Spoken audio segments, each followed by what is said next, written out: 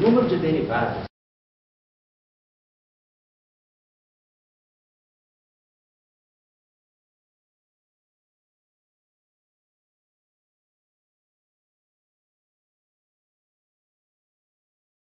vai até 5h30, dá uns 15 minutos, aí faz o lanchinho, depois faz mais outro intervalinho para ir até as 8, né? Esquema assim. Depois eu vou aproveitar o intervalo para discutir duas questões com vocês. Uma é a questão que vocês já estão aí mexendo naquele propagador, no caso da gravitação que eu passei, vocês estão meio quebrando a cabeça, né? Então eu vou marcar uma discussão sobre isso, quem quiser. E vou marcar uma discussão sobre as coisas que estão em suspenso, que eu fui deixando como sugestão, né? Vamos dizer, uma reunião de discussão, só para discussão, não é para discutir nada de novo, reunião de discussão, vou marcar isso. E a outra coisa que eu passei o e-mail para vocês hoje aí, naquela lista que eu acho que está completa, é a aula do dia 13 de junho. Eu recebi pelo e-mail, tá? Depois discuto isso aqui.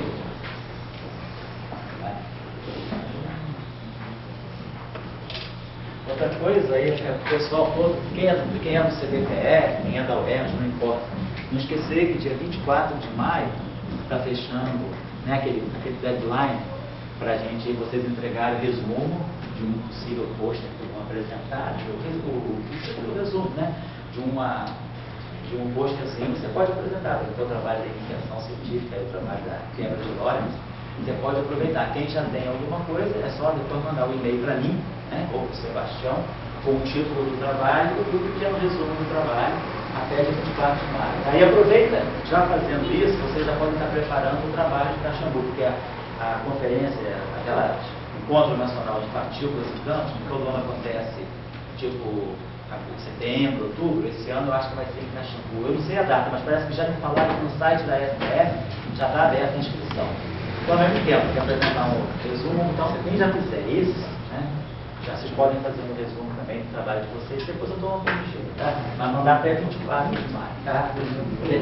Bom, então, depois a gente discute isso aqui no intervalo. Nós já estávamos trabalhando a questão de entender a relação, né? Trabalhando bem os polos dos propagadores, ver a relação do resíduo do propagador com alguma indicação de que a gente possa ter aspectos não físicos do modelo. Então, nós vamos começar a ver agora, estamos caminhando já desde a aula passada, para a discussão da análise do resíduo do propagador em seus polos, né? Aí na aula passada, a gente tinha já começado a colocar, eu coloquei uma visão, que o Rafael, o Gabriel achou que não é muito a melhor visão, ele tem a visão dele, ou vocês, que era como é que a gente introduz a noção do campo quântico, né? A noção que a gente agora está pegando um campo que descreve um sistema contínuo, e essa variável de campo, que sempre foi uma função clássica, ela agora é trazida para a formulação quântica. Então nós falamos lá, da mesma forma, a noção mais retilínea, né? Da mesma forma que o operador de posição e o operador de momento na mecânica quântica se tornam operadores sujeitos a uma relação de comutação, nós vamos pegar o campo, variável de campo, que é a coordenada do problema, vamos associar ao seu momento e vamos pôr uma relação de comutação. E nós colocando basicamente a relação de comutação fundamental para nós era que o campo, nós estamos trabalhando então como exemplo um campo escalar mesmo, que um campo, né, pode até colocar assim, está tomado num ponto X, né, com o seu momento tomado no ponto Y, esse comutador a tempos iguais, porque quando x0 é igual a y0, está bem marcado. Então, quando x0 é igual a y0, que é quando a gente define os graus de liberdade numa configuração de tempo. Aí, numa formulação, uma teoria de Weinberg usual, esse momento aqui é o próprio ponto, né? Então, a gente colocou isso aqui, vai ser I, H cortado, e delta x no vizinho. Lembrando-se que a pergunta que foi feita sobre o porquê da função delta, que se x é diferente de y, esses pontos, como os intervalos de tempo são iguais, estão localizados em regiões causalmente desconectadas, né? Então, o y está na região space-like em relação a x, porque x0 é igual a y0, então eu não tenho nenhuma conexão entre essas medidas, então era de se esperar que essas grandezas computassem. Mas à medida que o x tende para y, eu vou estar computando essas duas grandezas no mesmo ponto, né? Então, aí é natural que esses dois operadores não computem. Então, isso aqui, vamos chamar, é a relação de computação canônica básica. Agora, o campo, se nós pegarmos as variáveis de campo entre si, também a tempos iguais, relação de computação tomada a tempos iguais, isso aqui é zero. Claro que depois nós vamos poder estender essa relação aqui para tempos diferentes. Eu posso depois estender essa relação aqui para tempos genéricos, para tempos x0 diferente de y0. Vamos falar sobre isso hoje. Então, essa relação de computação aqui para tempos, isso aqui vai ser uma coisa diferente de zero. Então, uma coisa que eu acho que na literatura o pessoal até chama de delta x, é a função comutador. E aí, claro, essa função comutadora, em geral, é diferente de zero. Porque, por exemplo, se x e y, isso aqui garante que x e y estão em regiões space-like. A separação x e y, nesse caso, é space-like, porque x0 é igual a y0. Então, são regiões causalmente, estão uma região causalmente desconectada do outro. Se eu pegar esse comutador, ele não está especificando. Então, eu posso estar calculando esse comutador na região space-like, que y está dentro do cone de luz de x e vice-versa. Então, nesse caso, não é de se esperar que esse computador seja zero, mas claramente, essa função aqui, ao ser calculada para x0 igual a y0, tem que reproduzir esse resultado. Então, essa função computador, vou pegar a notação, vou olhar depois, eu acho que eles chamam de delta. A função chamada computador, ela é uma extensão dessa relação de computação canônica. Isso aqui é a relação análoga que x com x computa. Na mecânica clássica, se eu pegar o computador da x em t com x de t', isso dá zero. Né? Na mecânica clássica, na mecânica quântica de partícula, o que não comuta é o x com p. O x com x a tempos iguais comutam, e também a mesma coisa vai acontecer para o π. Né? Então, essas três regras aqui são chamadas das regras do π de φ. No instante x e o π, φ. No ponto space-time y, também a tempos iguais, é a relação análoga de que t com p, né? Então, essa relação aqui está me reproduzindo o momento, a coordenada de posição com o seu momento, dando IH cortado. Essa aqui está me reproduzindo x, né? O comutador das coordenadas entre si, por exemplo, a coordenada x e a coordenada xj dando zero. E esse aqui está me dizendo que os componentes do momento comutam. Então, são as chamadas CCR. Canonical Commutation Relation, na álgebra das relações de comutação canônica. Como eu tinha chamado a atenção para você na aula passada, no livro do Strock, no livro do professor Strock,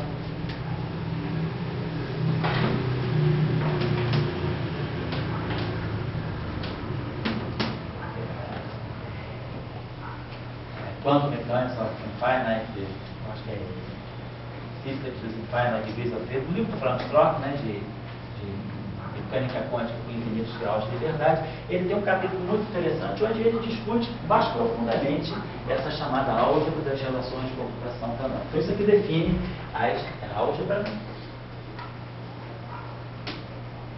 das CCRs, né? Canonical Commutation Relations. Aqui no livro do Strock, tem um capítulo muito interessante, quer dizer, tem uma boa discussão, uma discussão bem aprofundada. Né?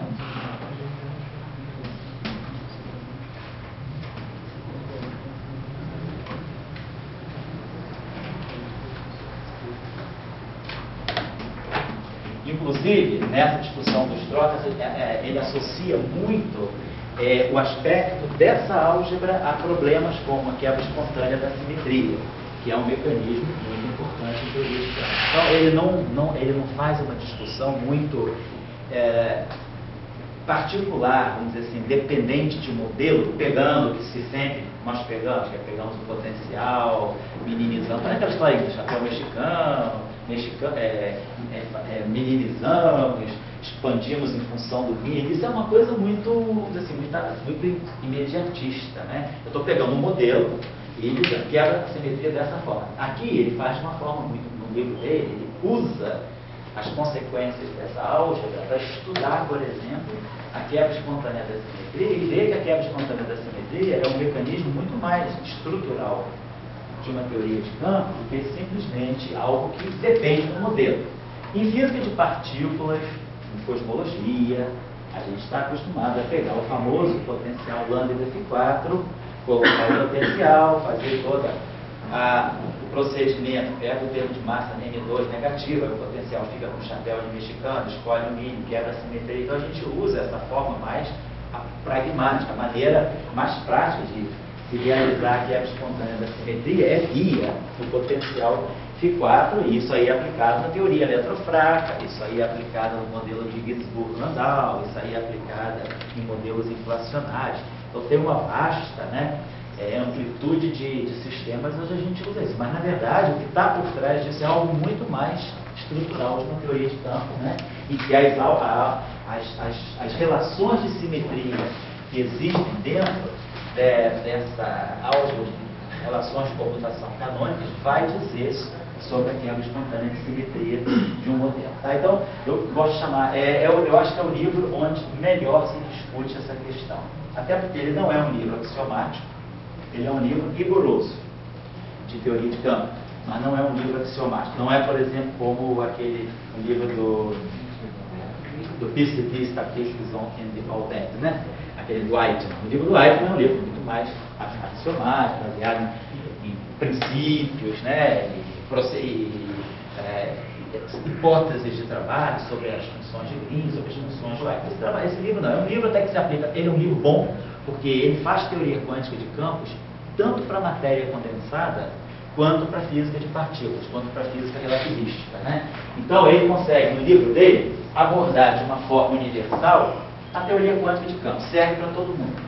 Aí, claro que em muitos momentos ele diz onde está o problema nas teorias não relativísticas e aonde está alguma particularidade das teorias relativísticas. O que ele mostra é que uma teoria quântica de campos com relatividade é sempre melhor do que uma teoria quântica de campos sem relatividade. Ou seja, a teoria quântica relativística, que a gente usa em física de partículas, ela é mais controlável, ela tem um aspecto matemático mais controlável do que a teoria de campo para sistemas não relativistas. A teoria de campo da matéria condensada, quando se usa, o pessoal da matéria condensada chama muitas vezes de many body theory, né?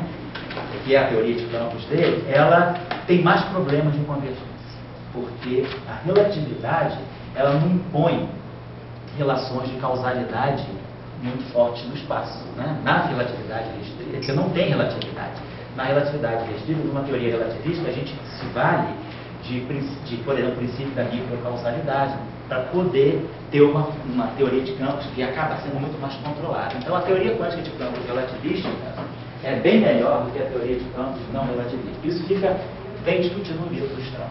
Tá? E não é um livro daqueles de matemática assustadora. É um livro que tem um insight físico excelente, melhor do que muitos livros de teoria quântica de campos. Ele realmente discute a essência de cada fenômeno que ele estuda, e isso dentro do contexto de uma teoria de campos mais rigorosa, um apelo matemático, sobretudo para análise funcional.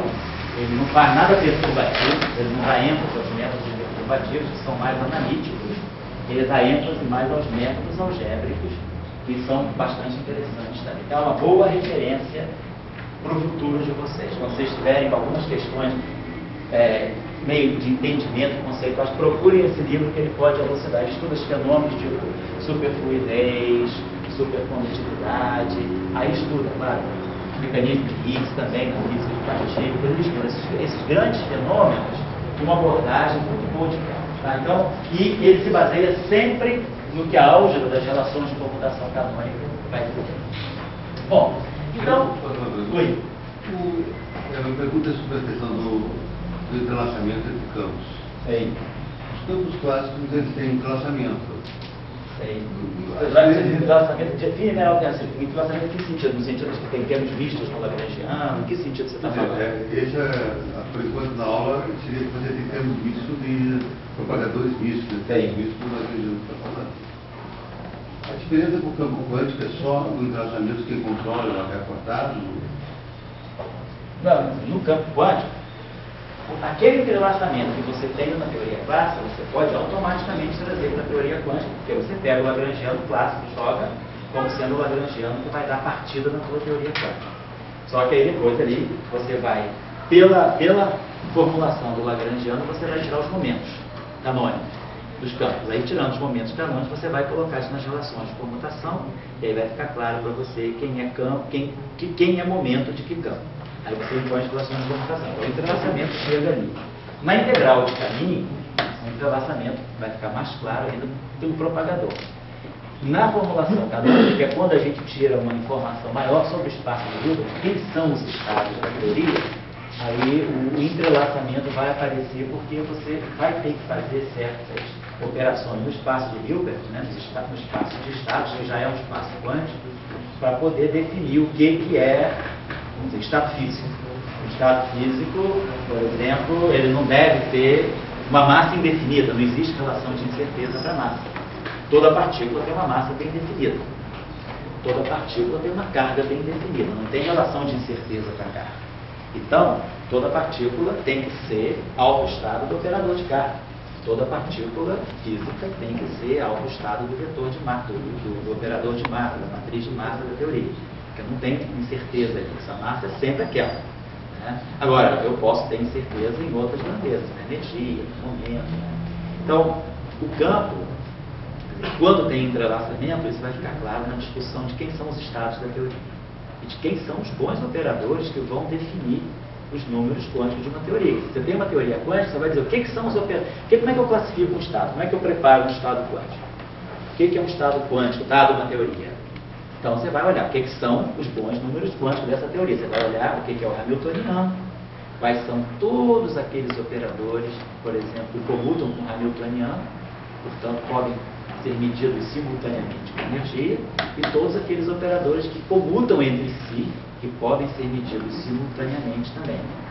E aí esses operadores, todos que comutam entre si, significa, eu posso chegar então e dizer, vou preparar um estado que tem massa tal, spin tal, tal carga elétrica, tal isospin, tal número quântico de corpo, porque todos esses operadores comutam entre si. Então a gente precisa definir aquilo que se chama o máximo abelian set, né? O conjunto máximo abeliano de operadores que comutam entre si, que comutam com o hamiltoniano para poderem ser também constantes de movimento.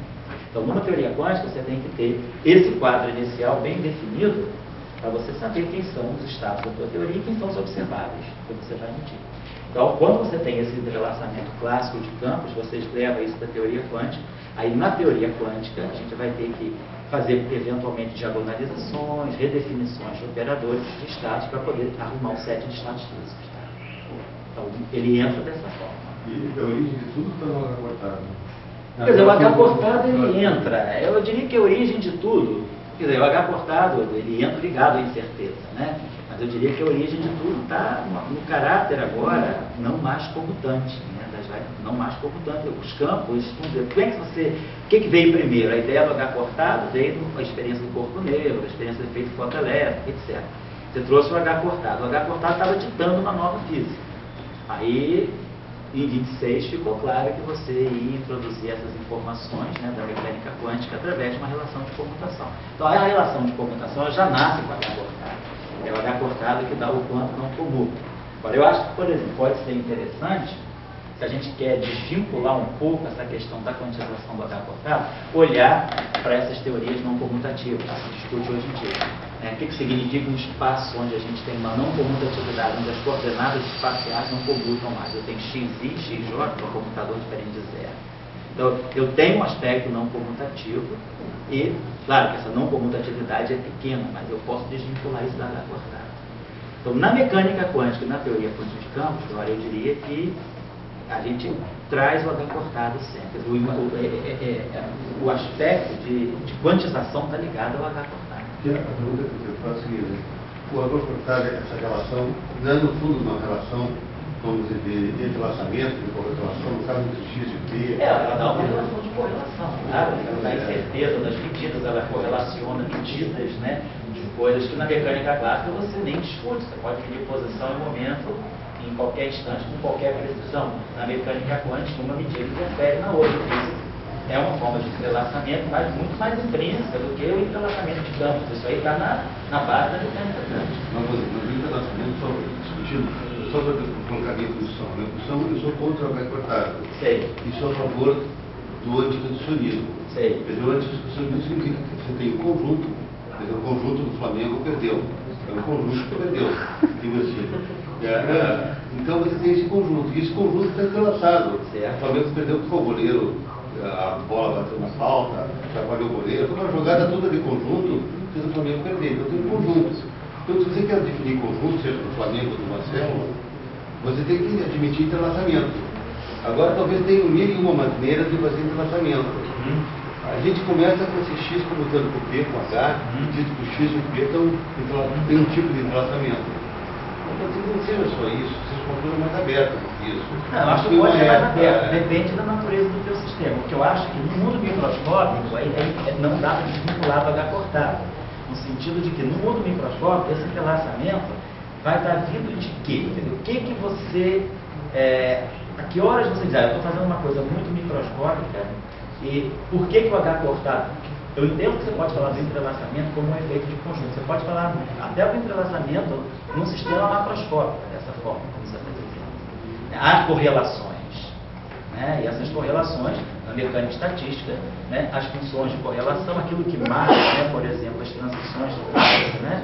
Quando você tem certas grandezas físicas que se envolvem com expoentes críticos, você vai marcar o entrelaçamento, que é a transição de fase, mas pelo expoente crítico do que pelo H cortado. Agora, eu diria, num sistema microscópico, o entrelaçamento vai estar ligado ao H cortado. É inerente. Aí a gente pensaria, o que tem assim de inerente? A gente imagina qualquer partícula tem seu comprimento de onda de Compton, né? Então, aquela grandeza H cortado sobre MC, você pode sempre definir, essa grandeza aqui vai definir naturalmente, né, um comprimento de onda inerente a uma partícula. E aí, você vai criar correlações, né, a partir disso. Se eu tenho, por exemplo, se eu tenho medidas feitas que eu penetro no comprimento de onda de Compton da partícula, ou com uma função de correlação de um campo quântico que descobre, que descreve uma partícula, como é que ela cai, qual é o comportamento dela no espaço. Então, o H cortado, ele entra porque você já está, desde o início, associando o caráter microscópico à mecânica quântica. Agora, a questão do que você chama de entrelaçamento, e coloca o entrelaçamento em conexão com o antirreducionismo, eu diria que é uma questão de correlação. Você vai olhar funções de correlação. Funções de correlação vão dizer se o teu sistema está entrelaçado ou não. Se as funções de correlação tiverem um certo padrão de comportamento, e que não precisa de depender de H cortado, você pode ter um entrelaçamento sem H cortado. Então, eu não consigo ver numa teoria que vai descrever partículas fundamentais. A gente, por construção, a gente já coloca a noção de que entrelaçamento está ligado a H cortado. É por construção. Seria que está na relação de De Broglie, quer dizer, para mim está ali. Que uniu, vamos dizer, onda e partícula com essa forma. É ali que está. Então ele dá uma correlação com isso aí. Daí que sai. Tá? Agora você pode falar na transição de fase, você fala do coeficiente crítico, os calores específicos, grandezas físicas vão desenvolver certos expoentes críticos e vão mostrar um caráter que esse sistema está perto de uma região de transição de fase. Quando ele está numa região de transição de fase, a função de correlação é grandona, as coisas começam a se comunicar. Quem está lá embaixo está sabendo de tudo que está acontecendo aqui. Então, é um momento em que o sistema está todo entrelaçado, naquele momento da transição de fase. E isso fica claro pelas funções de correlação, sem necessariamente aparecer um H cortado. Tá?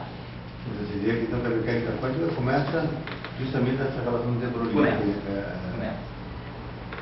Então, lembrando, da aula passada, vamos pegar agora o campo como um operador. Então, no momento que nós introduzimos o operador de campo naquela relação de comutação e botamos IH cortado e delta de Dirac, a gente está atribuindo ao campo um caráter de operador. E nós sabemos que esse campo, a gente quer que esse campo descreva partículas, né? Já ficou claro, esse campo está ligado à equação de Klein-Gordon. A equação de Klein-Gordon, ela define para nós, no fundo, essa relação aqui. Então a gente sabe que nessa descrição de que o campo, que é uma coisa ondulatória da física clássica, ao passar para a mecânica quântica, eu vou justamente trazer para a teoria de campos agora a dualidade onda-partícula, ou seja, a dualidade onda virando campo e campo sendo gerador, sendo aquilo que carrega, né, a descrição das partículas. Então, eu vou trazer essa relação agora, que me define, vou olhar para a equação de Klein-Gordon como uma equação que me descreve a relação entre energia e momento de uma partícula relativista, de spin zero. Então, eu vou trazer essa relação para que essa relação vai estar embutida no meu campo. Então, nós sabemos que o campo clássico satisfaz a equação de Klein-Gordon.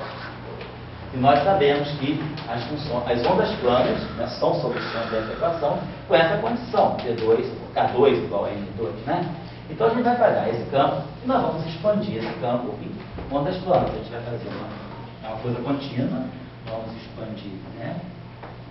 Na verdade, o que eu estou fazendo, se eu pegar essa transformada de Fourier desse campo, né, o que a gente faz? Né? Transformada de Fourier de uma função clássica, a gente vai tirar isso aqui é a minha transformada de Fourier, está aqui. Na verdade, eu estou expandindo essa função em ondas planas. Agora, levando em conta que nós podemos, vamos estar descrevendo, a gente já tem uma base de mecânica quântica relativista, nós sabemos que existem partículas e antipartículas, partículas de energia positiva e negativa. Nós vamos simplesmente reorganizar esse campo e vamos escrever esse campo como sendo uma soma de, vou colocar assim, né? Uma soma de ondas planas, né? Então, ele pode botar aqui um A de capa, I, capa menos I, capa X. Essa função aqui sendo real, eu vou só jogar aqui, mais tarde, o complexo conjugado disso aqui.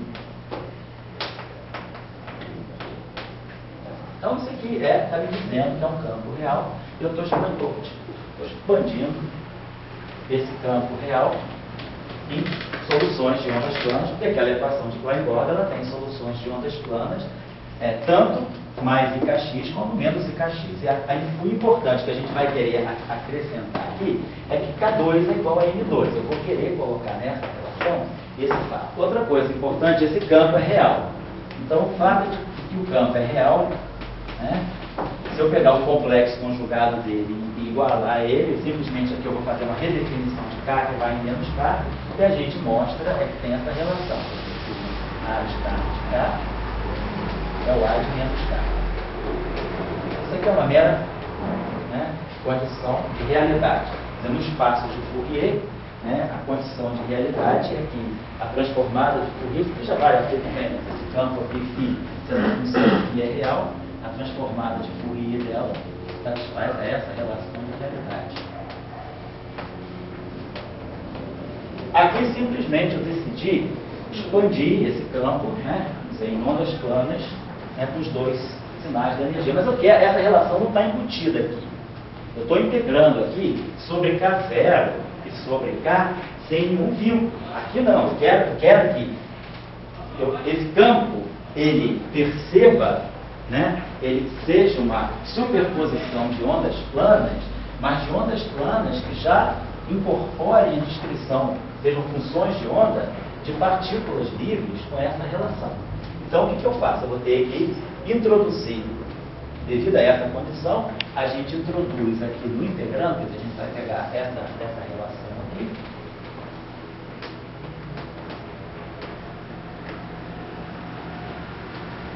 vai introduzir aqui essa relação, delta de K2 menos M2. Isso aqui me garante que eu vou estar somando sobre todos os possíveis momenta, mas que satisfaça a essa relação, né, entre K. Então aqui já fica mais claro para mim que eu estou falando realmente de ondas planas e descreve uma relação entre energia e momento, que vai ser a relação entre energia e momento de partículas massivas. Vamos colocar dessa forma. Agora, isso aqui, essa função delta, vai saber, a gente pode escrever, usando aquelas nossas convenções das aulas passadas, a gente pode escrever K2, né, K0 ao quadrado, como sendo K2 mais N2. Né? Então, K0 ao quadrado, vai ser K0, vamos colocar aqui K0, vai ser mais ou menos ômega. Aquele famoso nosso ômega de K.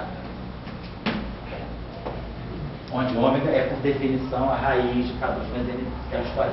E aí a gente pode fazer uma expansão dessa. Isso aqui é uma função delta, né? Quer dizer, usar aquela relação, né? Delta de f de x. Expande a função de delta das raízes da função f. Isso aqui é uma soma sobre todos os x, né? Todos os x, relaciona todas as raízes de ri. Né? Delta de x dentro disso aqui, x. Somar sobre todas as raízes dessa equação.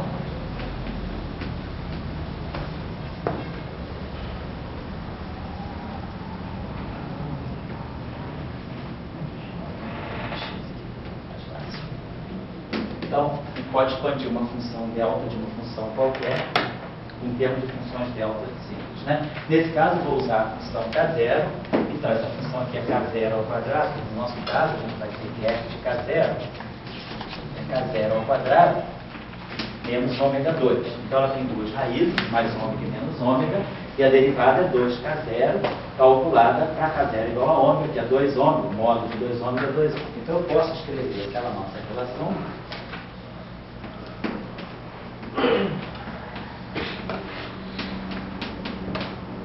como sendo delta de K0 mais ômega mais delta de K0 mais ômega sobre 2 ômega.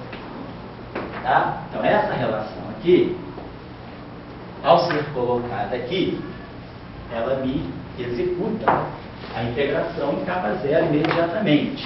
Né? Porque aí o K0 é mais ômega ou menos ômega. Aqui eu tenho ômega com sinal positivo e aqui eu tenho ômega com sinal negativo. Então, para evitar essa repetição, né, se eu pegar só a raiz positiva, K0 igual a ômega, aqui vai aparecer menos I ômega t e aqui vai aparecer automaticamente mais I ômega t. Então, eu posso cortar essa solução, não preciso fazer isso aqui, basta que aqui, ao invés de deixar como está, eu introduzo aqui um θ de K0, a função de Heaviside de K0. Porque isso aqui me garante, então, que essas integrais aqui vão ser feitas. Esse aqui vai ser sempre zero com K0 negativo, ou seja, eu vou estar sempre pegando K0 positivo, porque eu não estou perdendo soluções, porque se K0 é positivo, aqui vai aparecer menos I K0T, e aqui vai aparecer mais I K0T. Então, tanto a solução de energia de frequência positiva, de energia positiva, como a solução de energia negativa, não estão perdidas. Então, se eu colocar esse θ de K0, eu estou superpondo exatamente ondas planas de energia positiva, que vão descrever partículas, e ondas planas de energia negativa, que vão descrever antipartículas. Então, ou eu deixo assim como está, faço tudo, mas aí eu vou ter só que ter atenção, porque essas duas funções delta vão estar contando duas vezes a mesma coisa, ou eu boto essa função de corte aqui, que é osso. Então, o que a gente vai adotar, o que a gente usa, é realmente colocar aqui um θ de K0, que aí o θ de K0, essa função delta só contribui para K0 igual a menos ômega, mas quando ômega é uma grandeza positiva definida, K0 igual a menos ômega é negativo. Então esse K0 aqui, ele só vai contribuir quando eu tiver uma solução K0 negativa, o θ vai cortar isso. Então basicamente, se eu deixo θ de K0, quem sobra é isso aqui. Então isso aqui. Agora, incorporando isso aqui, é a mesma coisa que delta de K0 menos ômega sobre 2 ômega. Então, eu vou integrar para todos os K0, né, que com essa condição aqui. Todos os K0 positivos, é claro, K0, e essa integral só vai vigorar quando o K0 for igual a ômega. Então, essa expressão aqui, a gente pode reduzir, ela vai dar para nós o seguinte, vai ficar... A integral em K0, então, é feita, então vai me sobrar aqui uma integral em D3K. Aí, como esse 2π a quarta eu coloquei aqui, e para fazer tudo isso, esses parâmetros estão em aberto, são parâmetros arbitrários. Então, eu posso redefinir um 2π que está aqui, boto um 2π aqui, um 2π que está aqui. É como se eu fosse trabalhar agora com objetos, a linha e a linha estar, que incorporam o 2π. Então, daqui para cá, eu estou simplesmente fazendo uma redefinição dos A's, mas eu não vou mudar a notação, não. Tá? Vou supor que o parâmetro 2π foi incorporado aos A's, porque A's são coeficientes indeterminados. Estou simplesmente colocando as expansões, né? Então, eu vou colocar essa integral aqui, então, quando eu fizer essa expansão toda aqui, integrar em capa zero.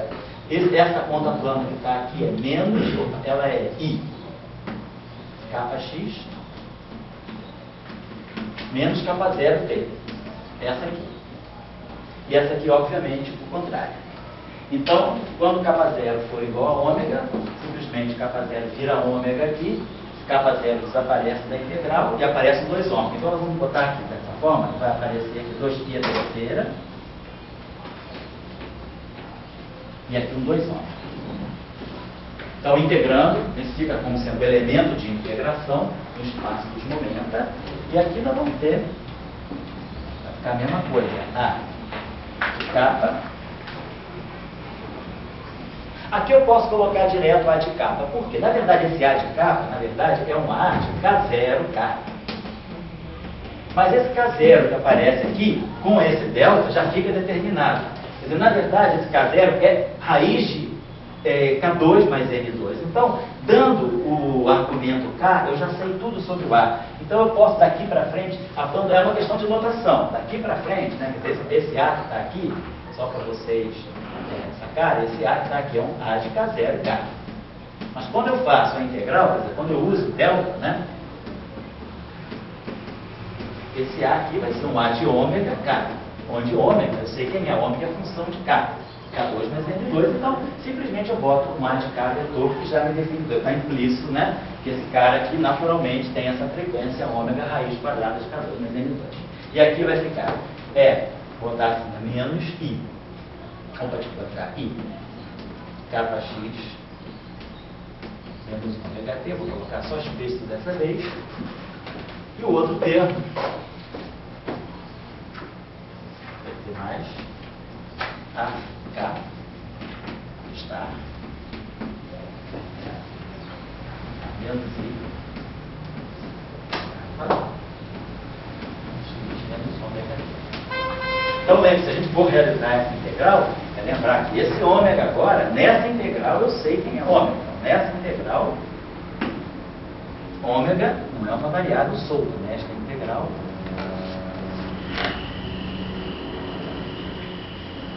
ômega é a raiz de K2.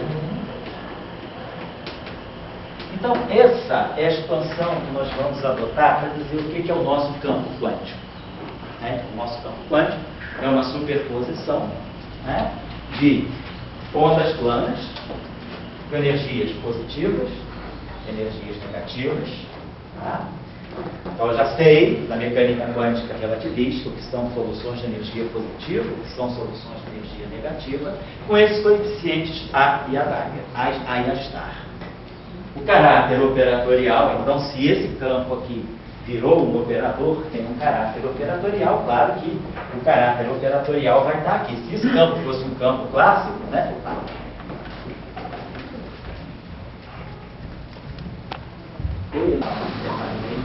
Então, pessoal, o que nós ficou claro para nós aí? Se esse campo fosse clássico, isso aqui seriam as amplitudes das minhas ondas planas. Como esse campo agora é um operador, o caráter operatorial está todo aqui. Uma outra coisa importante, vamos trabalhar um pouco mais essa coisa, claro. Uma outra coisa importante, então eu só estou querendo dar para vocês, né, um pouquinho, assim, a motivação para a gente atingir essa forma do campo. Então nós vamos trabalhar com o campo quântico como sendo um operador expandido dessa forma. Os elementos que nós colocamos aí simplesmente foram a relação entre energia e momento. Eu estou trazendo da equação de Klein-Bordel. Claro, você pode dizer, esse campo é um campo quântico, ele não mais satisfaz nem a coordenada x do oscilador harmônico. Na teoria clássica, ela satisfaz a equação, né? Mx dois pontos igual a menos kx. Na teoria quântica, não. Não tem mais solução da equação de movimento. Aqui é a mesma coisa, esse campo já não é mais uma solução da equação de Klein-Bordel. Mas o fato de que K2, a informação de Klein-Gordon está aqui, nessa relação. É aqui que nós colocamos a informação de que esse campo é um campo escalar que satisfaz a equação de Klein-Gordon. Porque lá na equação de Klein-Gordon é que fica definida a relação entre energia e momento, ou entre frequência e vetor de onda. Então tá aí. Então essa é a expansão padrão que nós adotamos para... Você pode ter uma repetição? Eu estou partindo da relação de Broglie. Tá. Tem uma relação entre onda e partícula. Daí, você agora está com uma outra relação que é reescrevendo de Broglie. Isso. Dessa maneira. Quer dizer, então ali você está com as ondas e está com a partícula, né? Eu estou querendo dizer que essas funções, essas ondas todas escrevem partículas. Tipo assim, o exemplo que você está querendo fazer onda e partícula só no fio. Agora, o Broglie tem uma relação entre onda e partícula. Mas na partícula. Claro, lá ele estava em primeira quantização, ele estava pegando a partícula e dizendo, essa partícula, para certos efeitos é onda, para certos efeitos é partícula, e eu tenho uma relação, eu posso associar essa partícula com o comprimento de onda, não só o comprimento de onda do movimento. O comprimento de onda de de Broglie é esse aqui, H sobre o momento. Isso é o comprimento de onda de Broglie. Agora, a gente introduz um outro comprimento de onda que é associado não ao momento que a partícula possa ter, mas à massa de repouso da partícula. Então, isso aqui tem duas grandezas fundamentais e a massa da partícula. Então, a gente associa uma relação, na verdade, posso estar cortado aqui, o lambda cortado. O comprimento de onda de Compton, ele estabelece que uma partícula de massa m, ela tem associada a si um comprimento típico, que é o inverso dessa massa. Quer dizer, uma partícula como o elétron, que tem uma massa na faixa de 0,5 metros, ou C2, ela vai ter um comprimento de onda de Compton, fazendo os cálculos, na faixa de seus 10 a menos 3 anos. Faz o cálculo aqui, dá uns 10, acho que dá 10 a menos 13 metros, 10 a menos 3 anos, é o comprimento de onda de Compton do elétron. Então, significa que é como se o elétron tivesse uma extensão natural. Se você começar a penetrar a uma distância do elétron menor do que o comprimento de onda de Compton dele, significa que você está dando energia demais, você está jogando muita energia, uma energia maior do que a energia de repouso do elétron. E aí você começa a criar pares. Então, é como se o comprimento de onda de Compton, ele estabelece uma barreira de energia que vai dizer, se você começa a ter energias maiores do que os comprimentos de onda de Compton daquela partícula, você começa a criar pares de partícula, então você perde a noção, a mecânica quântica falha. Você já está numa outra formulação que não pode ser mais mecânica quântica. Então eu diria que aqui nós vamos querer associar esse operador a partículas quânticas. Então, isso vai ficar claro. Ainda na aula de hoje nós vamos calcular a função de correlação para esse campo, e nós vamos ver que a função de correlação para esse campo, ela tem um comprimento de decaimento que vai medir o comprimento de onda de Compton da partícula. A gente vai ver que para distâncias maiores ou menores do que esse comprimento de onda de Compton, a função de correlação tem um comportamento. Então, eu vou embutir a relação de quantização, a dualidade onda-partícula aqui, nesse campo. Esse campo, e na minha relação de comutação. No que eu dou a minha relação de comutação, que eu multiplico que ponta, I H cortado delta, em que eu dou essa expansão aqui dessa forma, eu já vou estar criando uma noção do que é o comprimento de onda, do que o comprimento de onda de Compton da partícula vai interferir nesse campo quântico. Nessa expansão, você está com onda e partícula. Nessa expansão, eu estou com uma dualidade. Eu peguei. Um ponto ainda, com de Broglie ainda. Então, eu digo o seguinte: se isso aqui fosse uma função clássica, campo clássico é uma onda, que satisfaz uma equação de onda. Aquilo ali seria uma função clássica, expandida em função de ondas planas. Essa função de onda livre, essa equação de onda livre, tem soluções de ondas planas, e a minha solução mais geral vai ser a superposição das soluções livres, das soluções de ondas planas. É isso. Agora se vem, vai e volta, né? Agora, se eu estou dizendo, agora esse cara aqui virou um operador, eu já estou numa descrição em que os modos de vibração desse campo vão ser interpretados como partículas, né, que podem ser criadas. Então, eu já estou dando a esse campo aqui um caráter de partícula. Então, a relação de De Broglie de Broglie já está embutido. Aí eu já vou olhar esse campo φ como um objeto colecionador de partículas. Então as partículas não estão embebidas aqui. E daqui a pouquinho, quando a gente fizer a relação de quantização canônica e transpuser para esses coeficientes, aí a gente vai ver que esses coeficientes já vão estar descrevendo exatamente uma álgebra de operadores de criação e de destruição para quanta de partículas em certo momento, com certa energia. Então, eu acho que já, a esse ponto aqui, a relação dualidade onda-partícula já foi embutida. Quer dizer, o campo quântico, ele deixa de ser visto, então, como aquele campo, a gente pensa assim, o correspondente do campo quântico é aquele campo que tem uma flutuação, aquele campo clássico, aquela onda que vibra. No campo quântico, eu vou pegar os modos normais de vibração dessa onda. É como se a gente pegasse um sistema realmente de osciladores acoplados. Você sabe que um sistema de osciladores acoplados pode ter vários modos independentes de vibração. Então, esses modos normais desse campo é que eu vou interpretar como partícula. Então, o campo já está todo pronto para ser interpretado como uma partícula. Eu vou ter que pedir 3 minutos a vocês, que eu tenho uma ligação que eu sei que é urgente. Deixa eu dar uma ligadinha já. Usando uma imagem, tem gente que gosta de sorvete e tem gente que gosta de unir partícula com onda com partícula. Agora, o de Broglie, ele não é questão de gostar de sorvete, ele uniu lá a lambda com outra. Agora, aqui, você está preparando uma união entre onda e partícula, mas não uma coisa como o de Broglie, você está preparando uma situação. Em correr da tua aula, você vai nos... Acho que vai ficar claro quando a gente fizer as funções de correlação. Eu gosto de fazer as funções de correlação, porque eu acho que isso elucida. Bom, aqui só uma coisinha técnica muito simples, né? Nós temos o φ, né? E a gente pode inverter essa relação. Tirar o A, né? E obviamente vai estar. Se a gente quiser inverter essa relação, como essa relação aqui, ela está... Esse A que está preso dentro do integral de Fourier, o normal é a gente fazer a transformada de Fourier inversa, ou seja, multiplicar, não vou fazer esse cálculo todo, não só indicar o que a gente faz normalmente, a gente pega essa equação, multiplica tanto a esquerda e a direita por um E aí que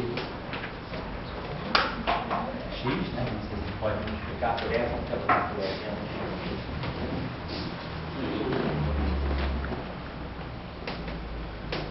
Que a gente vai tirar a transformada de Fourier inversa, né? Então a gente multiplica por E a menos I que x e integra, né? Multiplica e integra em x. A integração na parte espacial. Tá? E essa integral aqui, vocês estão vendo, eu já não estou mais somando sobre as frequências, porque a frequência já está fixada em função de K. O ômega já está fixo. A dependência no tempo aqui está toda presa aqui na exponencial, mas eu não estou integrando mais sobre essas frequências. A frequência já está fixada como sendo isso aqui. Então eu vou fazer a integração só em x, não preciso integrar em t também. Então vamos integrar em x, né? Então vai ficar do lado esquerdo, a gente vai ter, vou botar aqui. No fundo é a transformada de Fourier inversa, né? Tá assim mesmo, né? E de x mi, fica por t.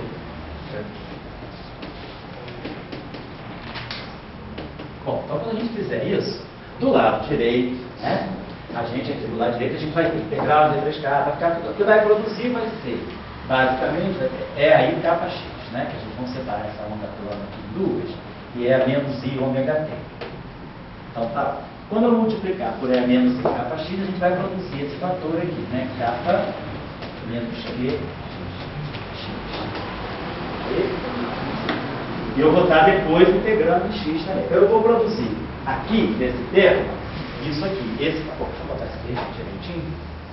Eu vou estar produzindo esse termo de onda plana espacial.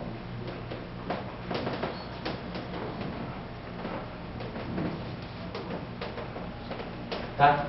E aí, quando eu integrar em D3x, isso aqui vai me produzir um 2π a terceira e um delta kappa menos Q.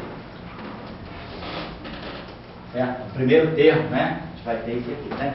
Transformada de Fourier inversa, né? A gente vai ter, pela nossas convenções de transformada de Fourier, aparece esse 2π aqui.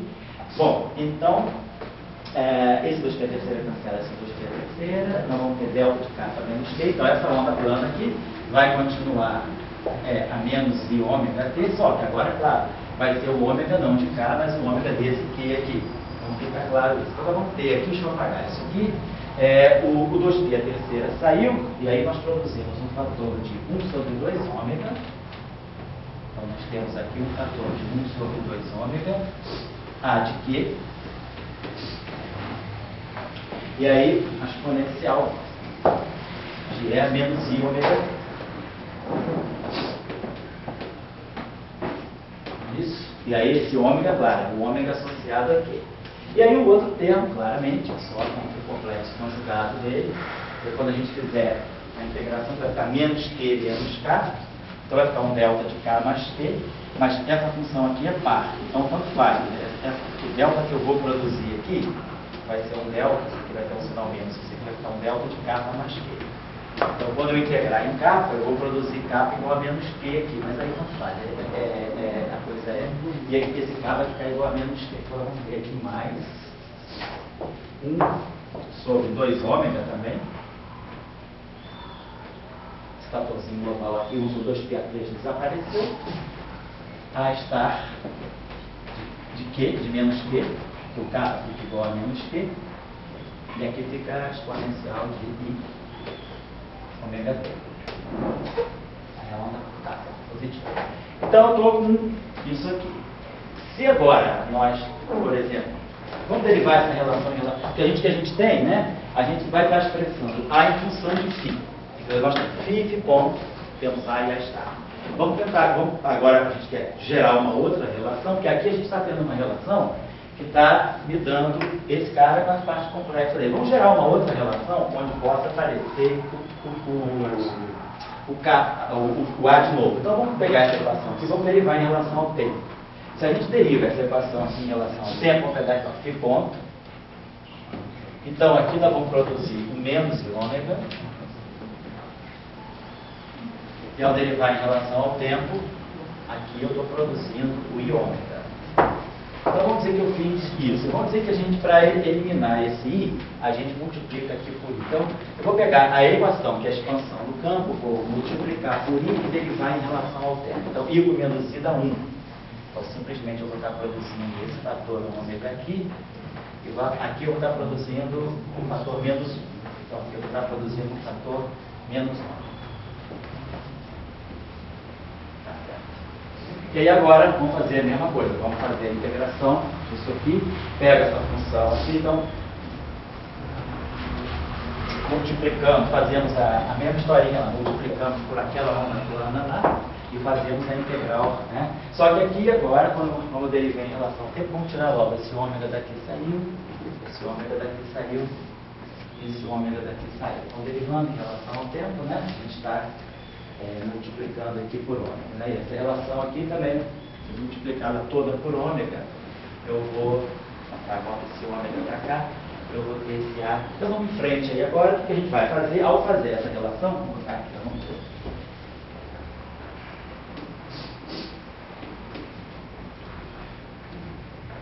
I.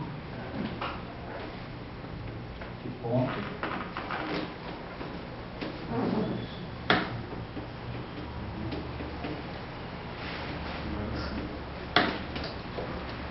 Já está produzindo aqui esse coeficiente do A de Q de novo, sem conta agora, já está produzindo aqui o A de Q.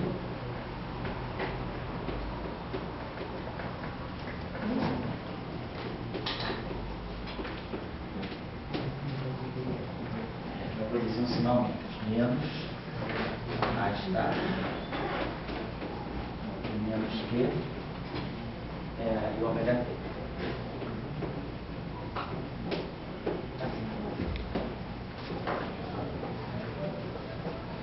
Então agora se a gente soma essas duas relações, né? Esse pedaço aqui e esse pedaço aqui, eu posso multiplicar essa relação aqui por ômega, aqui,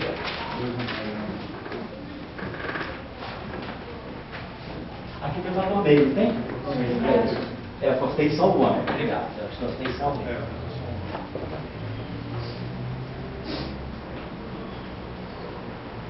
Então, opa. Aí você tira os ômegas ali que você já Isso. Aonde? Aqui, eu já expliquei, obrigado.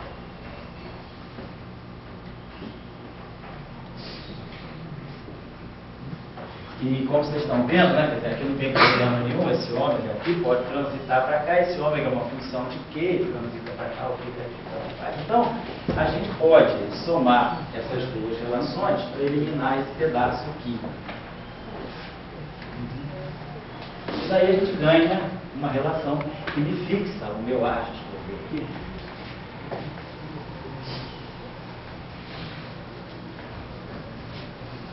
Então, esse objeto, aí a gente está vendo agora, assim, o caráter operatorial. Na verdade, até a gente pode fazer o quê? Na verdade, a gente já pode até, desculpa, quando eu multipliquei aqui, eu posso agora multiplicar ambos os lados. Vou botar logo o ômega t, o fator I ômega t desse lado aqui, né? Esquece esse carinha aqui. Bota essa exponência. A gente soma essas duas relações, esse termo desaparece. E aí, vou trazer esse termo para cá. Esse termo para cá.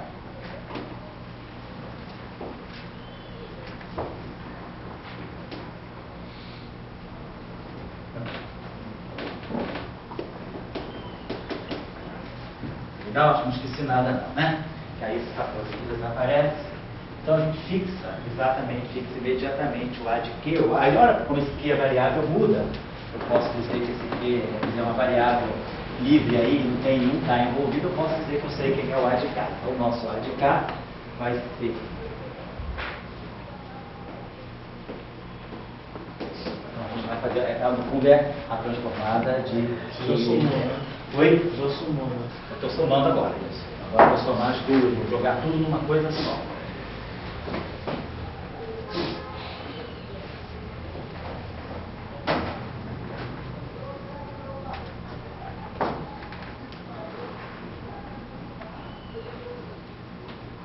Então, lembre, esse campo aqui, o φ de x, depende de dx. E aqui vem a dependência inteira desse carinha. E essa onda ali, e eu vou colocar dessa forma mesmo, deixar essa onda plana, né? E é menos I, capa x, menos ômega t. E a outra vai ficar funcionalmente também, né? O outro é já com a floresta aqui depois. E aí a gente vai ter o outro termínio que é mais π de ponto.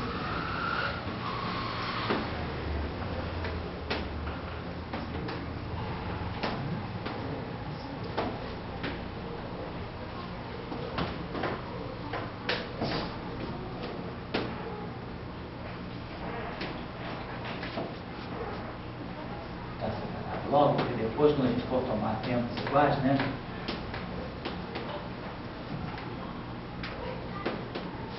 Esse ômega aqui depende só de K, e essa integral em x, vocês não podem levar fora.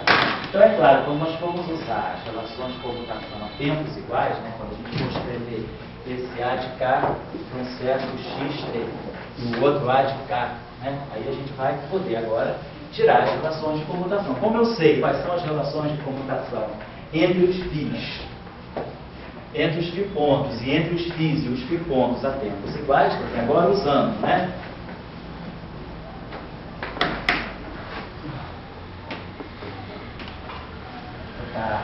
Vou manter a sigla em inglês, né? Usando, quer dizer, com as relações de comutação canônicas para a tempos iguais, né?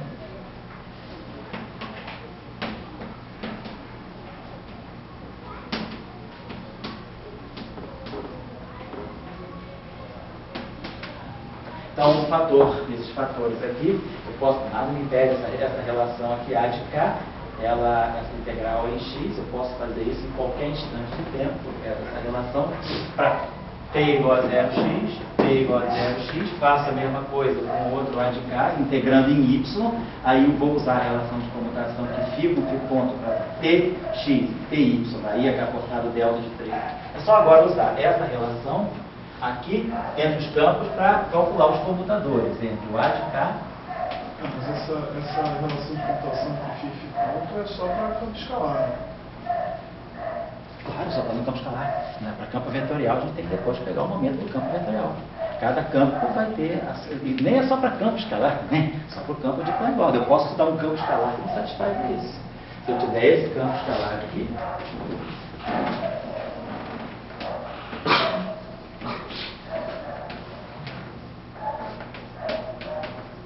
nós já trabalhamos com eles algumas vezes, né?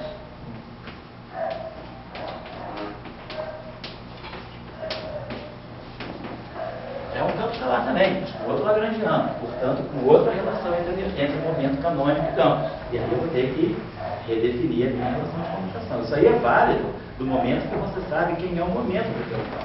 E o momento canônico associado ao teu campo, ele traz uma informação, ele vem direto da densidade lagrangiana que você propõe. Então isso aqui é válido para campo escalar com lagrangiano de Klein-Bordel. Mas dá para fazer uma generalização desse tratamento não para qualquer campo? Para qualquer campo. Qualquer representação? Isso aí é justamente o trabalho da quantização canônica. Se vocês olharem o livro do Bjork e Drell, volume 2, que eu já citei com vocês, é o melhor livro para o tratamento canônico. É o Bjork e Drell, volume 2, e o livro do Bogoliu e Chico de Introduction do Quantais e Se vocês vão lá para esses livros, vocês vão ver, ele faz a mesma coisa para o campo de Dirac, depois faz a mesma coisa para o campo de Maxwell. O campo de Maxwell é só ver quem são os campos, né? Eu vou falar sobre isso aqui, vai tentar ilustrar como é que fica o formalismo dos diferentes graus, né? Bom, então, esse campo aqui, A de K, se a gente faz essa relação de comutação, então se a gente substitui então, o A de K por essa expressão, o A de Q por essa mesma expressão, só que com, em vez de botar a variável x na integral, bota a variável y. Então eu vou gerar aqui dentro dessas integrais em x e y, comutadores entre φ de x com φ de x, φ de x com φ de y, φ de x com φ de y, φ de x com φ ponto de y, vice-versa. E aí, e φ ponto de x com φ ponto de y. Aí eu vou usar as relações de comutação que eu sei. Φ com φ dá zero, φ ponto com φ ponto dá zero, e φ com φ ponto daí é acortado delta. As únicas que vão sobreviver vão ser os termos cruzados de φ com φ ponto. Vai dar o delta de Dirac, de Kronecker, que vai eliminar a integral. Então, delta a gente vai eliminar as integrais e aí nós vamos ter essas relações de comutação. A de K, o A de K vai ter zero, depois o A estar, e é claro que o A estar com o A estar também dá zero, essa vai ser imediata. E o A de K, ou A estar de Q. Aqui, pessoal, vocês vão me perdoar, que tem um fatorzinho que deve aparecer, que eu tenho um fator aqui, vou botar aqui isso aqui sob uma interrogação, porque tem um fator numérico aqui que poderá ser 2π a terceira, só fazendo o cálculo para a gente ver, esse aqui eu acredito que nem vai gerar o 2π a terceira, nós já embutimos o 2π a terceira na integral de Fourier, que isso aí vai gerar simplesmente comutadores, e aí quando gerar a função delta, ela vai para se você deve gerar isso, você deve gerar apenas, e nem fator, você deve gerar apenas um delta, acredito eu que seja isso. A menos um fator, botar assim.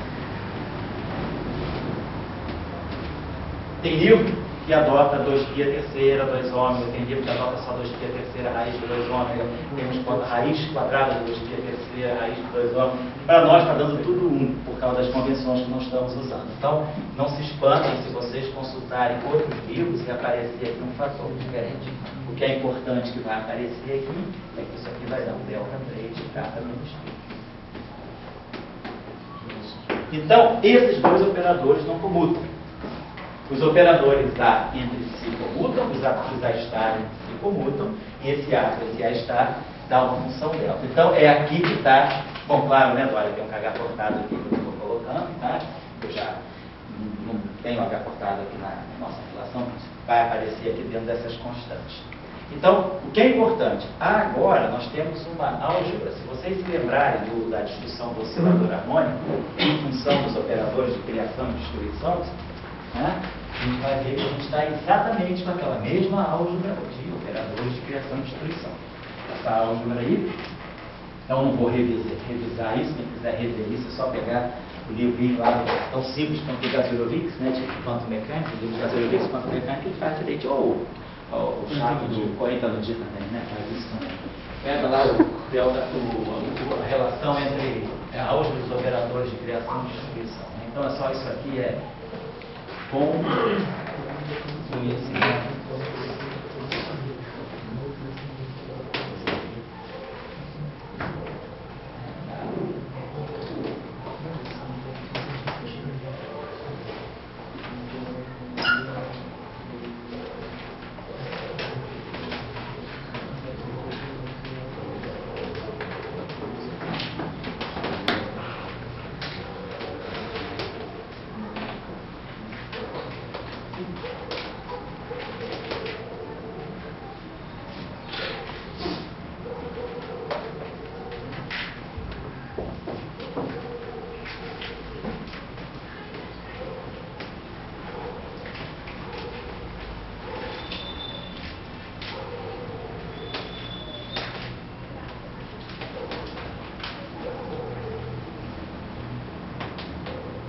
Então, aquela mesma historinha lá da mecânica quântica, que nós temos que esses operadores aqui, né, quer dizer, esse operador A de K, como todo bom sistema quântico, a gente vai escrever todo bom sistema quântico, tem um ground state, tem sempre um estado de mínima energia, abaixo do qual o sistema não pode se configurar. Então, a gente vai chamar esse ground state, que chama pela função de onda, que a gente pode representar isso aqui para ser gráfico, então a função de onda do estado fundamental. Vamos chamar isso aqui do estado de ground state, o VAR. O VAR é aniquilado por esse operador, e esses operadores aqui atuando no vácuo, né? Olhando a nossa relação, olhando aquele operador atuando no vácuo, vai produzir uma função de onda, quer dizer, isso aqui então vai descrever no espaço, quer dizer, um quantum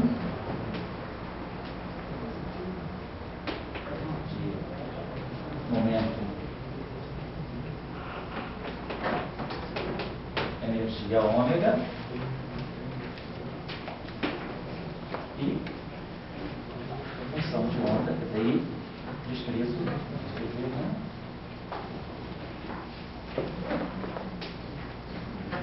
A onda plana, né, vai sair associada a ele, vai ser como angular, a parte do Adaga. Né? Exato, tanto faz, a gente vai adotar essa notação, né? Quer dizer, tanto faz, a gente vai dizer que ou usa a notação de estar, ou usa a notação do Dagger, né?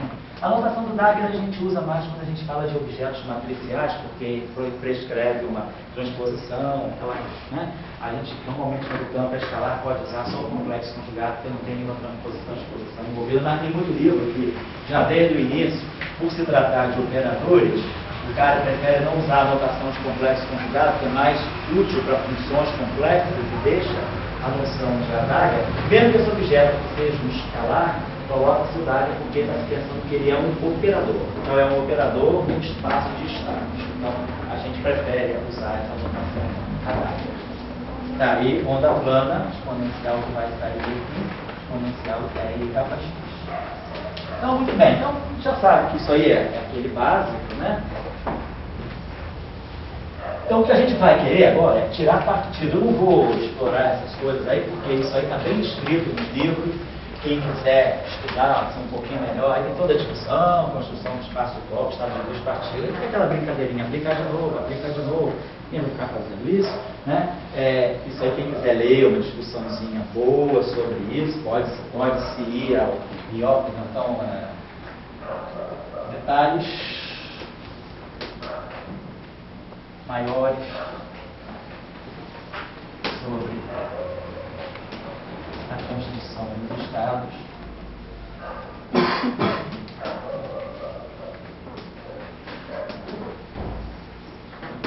Vocês podem ir ao Beorn e Trell.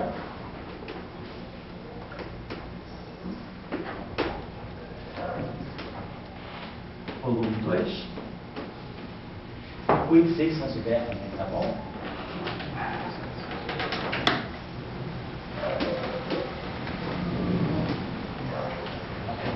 Canônica também. E o Fields, né, nosso amigo, eu nem coloco o quadro, né, tudo por default, qualquer referência para o objeto, vocês podem olhar lá no livro do Fields do Sigma, né?